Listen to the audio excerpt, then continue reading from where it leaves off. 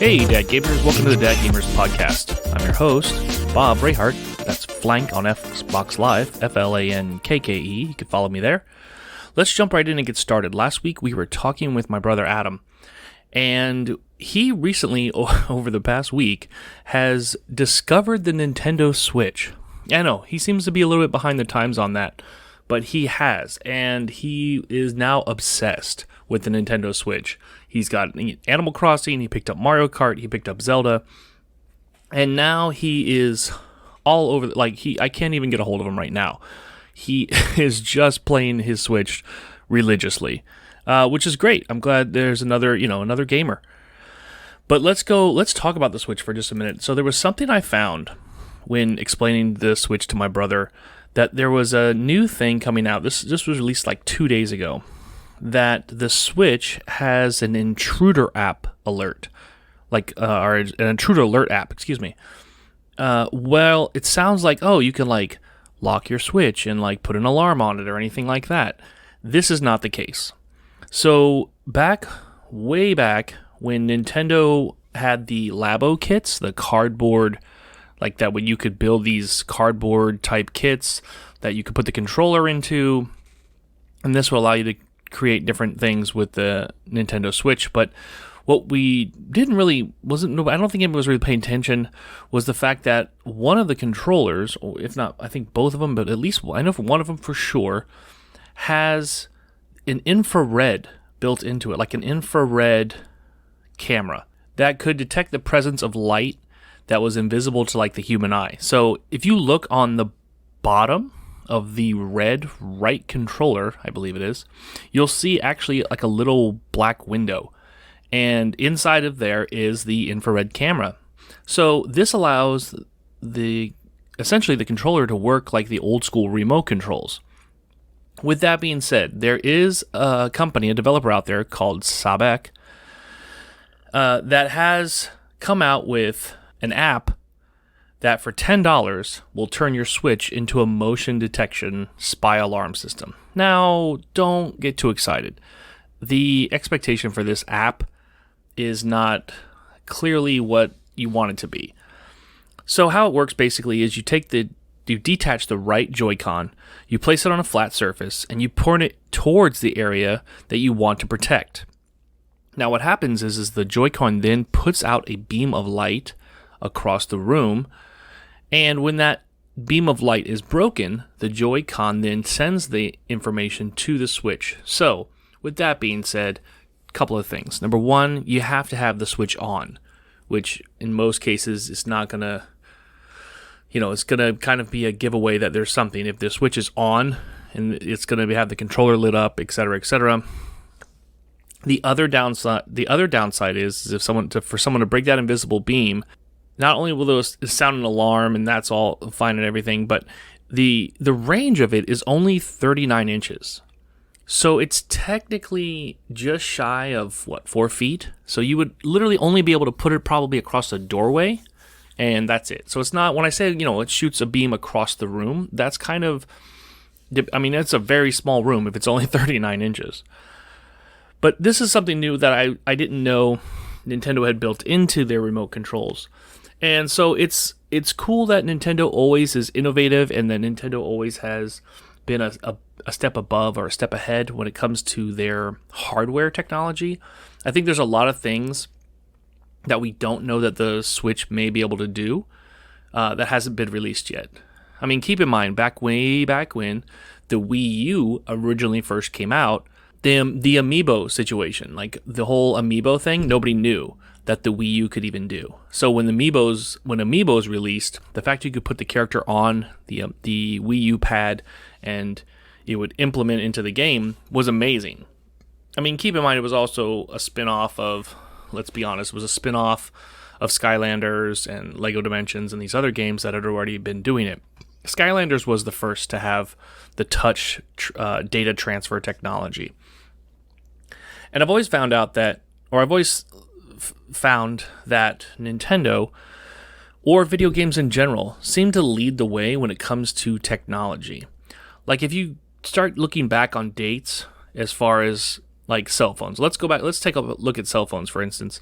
The cell phone touchscreen that we all have right now and that your iPhone has or your Android phone has, you were like, I can't believe we didn't have this sooner. Well, you go back. We did have cell phones, back in the early 2000s. Hell, back in the 90s, there was cell phones, but they weren't touchscreen. Now, the Nintendo DS that came out in, the early 2000s, like 2002, 2003, that had touchscreen. Yeah, and so they were letting kids, play with touchscreen long before you had a cell phone and even knew that touchscreen was be a handheld thing. So I find that if you look at some of the track record for technology, it seems that video games tend to lay the groundwork for new technology and new things so that they're not as, I want to say, scary for the next generation. If you're curious on what's new or exciting or coming, take a look at, walk down the toy aisle at, your local Walmart or wherever, and take a look at some of the toys and how, not so much the toys themselves, but how they work or how they operate. You'd be surprised at some of the technology at the base level that is available for kids' toys. Again, I go back to talking about Skylanders to say that the fact that the Skylander toys could essentially touch a surface and the data transfer to the system or transfer into the figure is exactly the same technology as what we have now as far as laying your phone down to have it charge. Now, Skylanders came out way back, 2012? And the flat base phone chargers didn't come out until 2017. So, again, the kids' toys seem to have a heads up on what's cool and new. Now, not to say that let's go back to not say that this motion detection app on the Nintendo Switch is new. Again, it's an infrared camera. We know how it works. But like I was saying is, I wonder what other things the Switch could do that we don't know yet. Like I'm sure if you haven't already, that you can use amiibos with the Nintendo Switch. There's no specific area on the Switch to do it other than on the control stick itself, which is, it's not labeled. It doesn't say that, but you have to kind of know. Moving on. So we talked about in 2 episodes ago how to keep your kids safe on Twitch. Now, one of the things that Twitch has recently came out with, probably a week or so ago, May 21st, was that the platform added pools, hot tubs, and beaches as a category. Now, immediately, pools, hot tubs, and beaches, to us gamer dads, probably immediately thinks, scantily clad women online. And you would be right. There are, hundreds of channels that are specifically for that. They basically sit there in a bathing suit and play video games. So again, they're not, they know what they are. They're not trying to hide from it. But the reason I brought it up is not only is it becoming the hottest within just a few days, the most watched category on Twitch, which again, how would you not expect to do? In 4 days, it gained 1.4 million hours watched. So clearly, Twitch is debatable when it comes to certain channels. Again, going back to keeping your kids safe on Twitch, I only tell you gamer dads just so you know this, if you do have little ones that watch, there are specific categories that you may want to make sure they are not watching.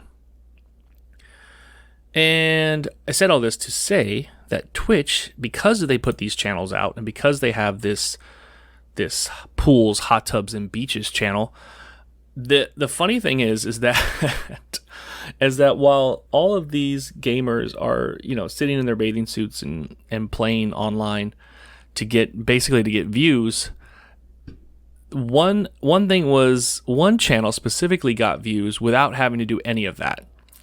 And it's funny because it's the Marine Mammal Rescue Center in Vancouver, and it has 4 rescued otters, and it started live streaming inside the hot tub category, the otters themselves.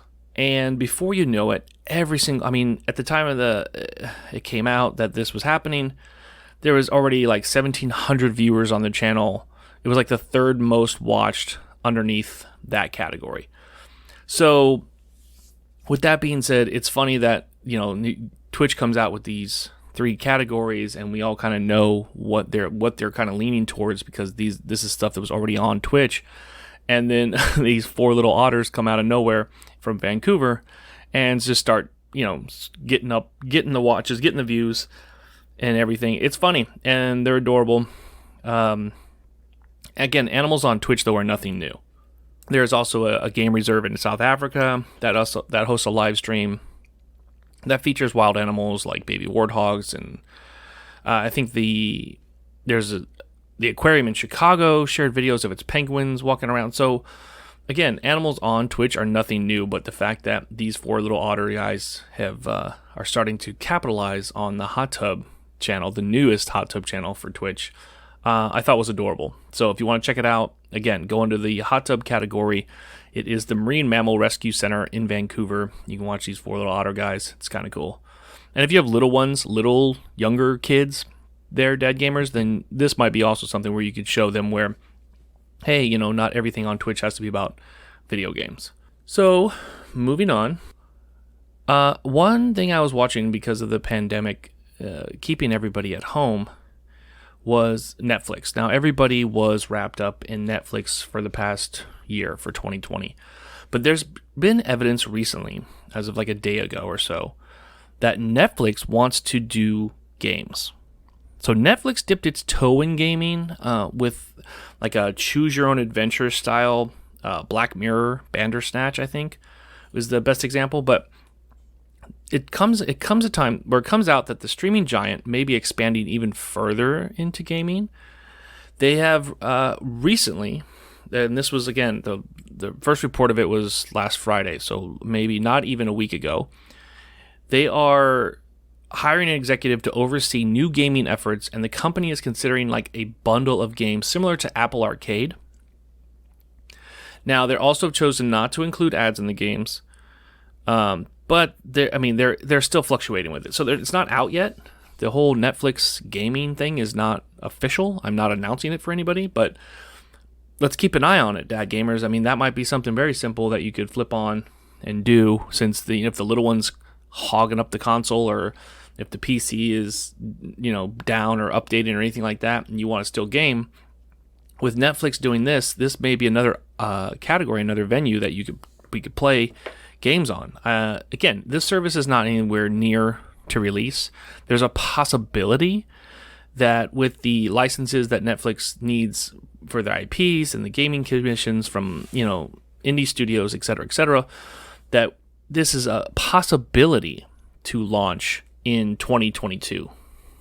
So, with that being said, it's something to keep an eye on. But there was, like I said, if you're interested now, Netflix does have a couple of what they call interactive shows. So they're not really games. I mean, again, this is the closest thing to it, but interactive shows like Bandersnatch and You vs. Wild.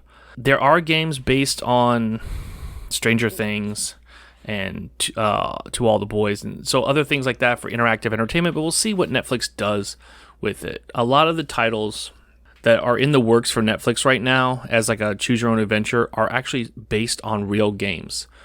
So Castlevania, Resident Evil, The Witcher, which is Netflix's biggest show right now. The company clearly sees the value of these video games or video game IPs, I should say. So it's not, completely crazy to think that Netflix wouldn't capitalize on trying to do a choose your own adventure with, these titles. Now, Netflix did in 2019 partner up with Telltale Games. Now, for those of you who know, for those of you who don't know, Telltale Games is the guys that did the Walking Dead series games, where you kind of picked what direction you went in. They also did a Borderlands game. They've done a couple of quite a few good games. They've done even I think a Star Wars game. They're really good, high quality choose your own adventure style games where there's not a lot of controller manipulation. It's kind of like you're manipulating a movie. Telltale Games had partnered with Netflix for a Secret Stranger Things game, but unfortunately, Netflix was getting into the space and didn't really have somewhere to put it. And then Telltale's Minecraft story mode came out, and it was playable on Netflix, or I think it's even partially playable right now on Netflix. So it's not that Netflix isn't trying to do gaming. I think they've got a lot of, eggs in one basket. I think 2020, with everyone being home, kind of made them have to step up their game when it came to putting content out. So we'll see if Netflix goes forward with it. It's funny. I would have loved to have played a Telltale games, a Stranger Things game. That would have been absolutely amazing. But with Apple Arcade and Xbox Game Pass, Netflix gaming on Netflix, if it's going to be another thing to pay for, I think I think I might just have to opt out. If they're going to include it with the already Netflix subscription, great, let's do that. You keep charging me it seems like every year it goes up $1. So let's make Netflix the ability to do gaming. I don't know where that's going to put GameFly. For those of you that know, GameFly is that rental company where you can pay a monthly fee and rent video games. They'll be mailed directly to you. I think that company is slowly bleeding because of digital download and the ability to not mail the games to people. So we'll see. I don't know. It's interesting. It'll be interesting to keep an eye on. This was, again, only announced like a day or two ago that Netflix will be diving into gaming. So 2022, we'll see. We got a year to wait and find out. Speaking of things from, wait to find out, we're still waiting on a GTA game, are we not? How many times are they going to put GTA 5 out? It was originally launched on the Xbox 360 and PlayStation 3. And then it came out on the Xbox One and PlayStation 4. And now they're talking about it's going to be on the Xbox Series X and PlayStation 5. And not Grand Theft Auto. GTA 5, literally the same game. The exact same game. At this point, it's like, hey, stop giving us redoing the game. Just take the story and turn it into a TV series or turn it into a movie. If you saw the voice actors that did the voices in the game of Grand Theft Auto, if you actually look up the actors themselves, they literally look just almost a spitting image of all the characters that are in the game. So if they did a movie, they could literally get all three of those actors just to play their parts. And or even if they did a TV show, it might be interesting. Something to think about. But as I was looking into GTA and trying to find information on if there was another GTA coming out or if there was going to be one that would be interesting to talk about, I stumbled across the fact that Ubisoft, okay, the company that does the Assassin's Creed and Watch Dogs and all of those type of games, had the game Driver. If you remember the game Driver, it was one where you had the ability to kind of jump from essentially driver to driver and race through a city. And I think the last one was San Francisco. But they were coming out with Watch Dogs, the game Watch Dogs. Let me start by saying the game Watch Dogs started out as a sequel or a third one to the Driver series. So this was something I didn't know. So Watch Dogs actually started out as a Driver sequel. Driver was a really fun game. If you get a chance to play it, by all means, I totally recommend it. But the Ubisoft CEO was pitched that, hey, this Driver sequel is going to be kind of like our own GTA if we have the driver get out of the car, etc., etc.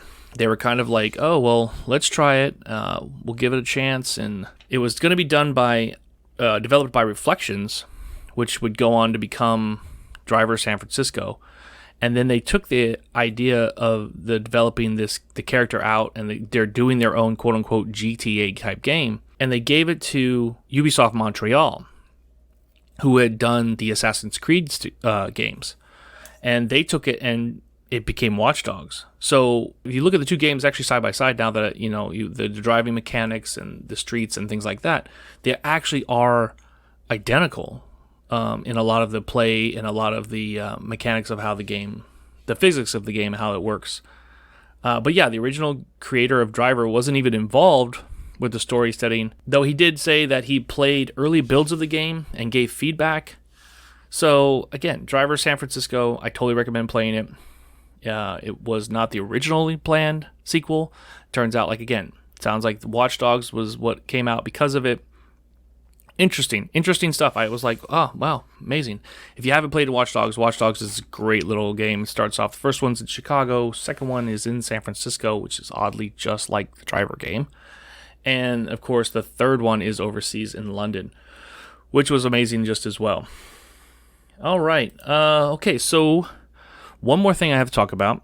This was, and I don't know how true this is, so I'm going to say that allegedly, the sequel to Sonic the Hedgehog movie, the premise was leaked. Have you heard this yet? So the premise, the concept of the sequel for Sonic 2 was leaked. I think it was because of a copyright infringement, something, or not a copyright. Like something was submitted for copyright, and the details were too much.